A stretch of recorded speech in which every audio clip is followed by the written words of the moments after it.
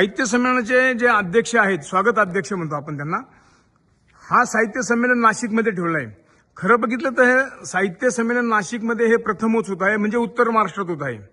या साहित्य संमेलनामध्ये मान सन्मान हा अजिबात न ठेवता एकदम प्रामाणिक हेतूने का ज्या माझ्या गावामध्ये माझ्या जिल्ह्यामध्ये हे साहित्य संमेलन होत आहे, तर यासाठी जे आपले धनगर समाजाचे कार्यकर्ते असेल किंवा सर्व समाज बांधवांना मी विनंती करतो की आपण ह्या साहित्य समाजामध्ये सक्रिय व्हा. स्वागत अध्यक्ष म्हणून या ठिकाणी शिवाजीदादा ढेपले आहेत. आपण त्यांच्याकडनं पाहिजे त्यांनी जनतेला किंवा नाशिककरांना, नाशिक जिल्ह्यातील तमाम समाज बांधवांना काय आव्हान काय आपण त्यांना बोलूया. दादा, खूप ऐतिहासिक क्षण आहे आणि योग पण चांगला आहे. नाशिक जिल्ह्यामध्ये साहित्य संमेलनाचा मान मिळाला म्हणजे उत्तर महाराष्ट्रात प्रथम होत आहे. आणि हे धनगर साहित्य संमेलन यामध्ये वेगवेगळ्या प्रकारचे कवी, लेखक, वक्ते येणार आहे. तर एकंदरीत ह्या साहित्य संमेलन स्वागत अध्यक्ष या नात्याने आपण काय तयारी केली आहे किंवा काय कसं तुमचं नियोजन काय पुढे?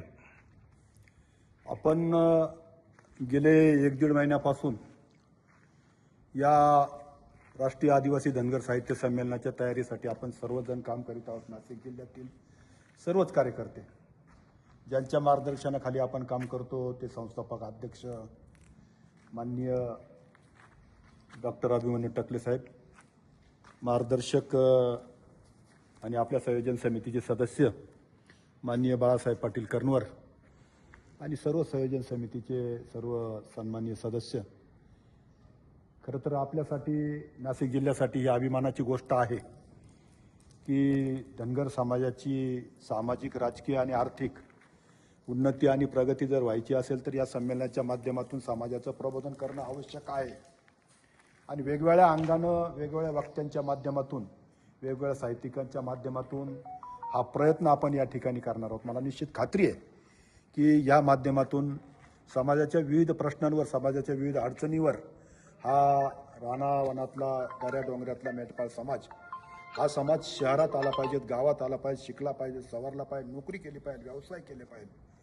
आणि ते जर करायचं असेल तर समाजाचं प्रबोधन होणं गरजेचं आहे. मला असं वाटतं की अशा साहित्य संमेलनामधून या गोष्टी घडत असतात आणि ते साहित्य संमेलन निश्चितच त्या अंगानं निश्चित महत्त्वाचं आहे. पुण्यश्लोक देवी अहिल्यादेवी होळकर यांचे आशीर्वाद निश्चितच आपल्या पाठीमागे आहेत. आणि म्हणून या ऐतिहासिक अशा राजवाड्यामध्ये इथं स्थानिक भाषेत त्याला रंगमान म्हणतो आपण, परंतु तो या ठिकाणी निश्चित चांगल्या पद्धतीने पार पाडणार आहे. आणि सगळ्यांचं या ठिकाणी खरं तर जिल्ह्यातील सर्व कार्यकर्त्यांचं निश्चित सहभाग आणि सहकार्य लाभत आहे.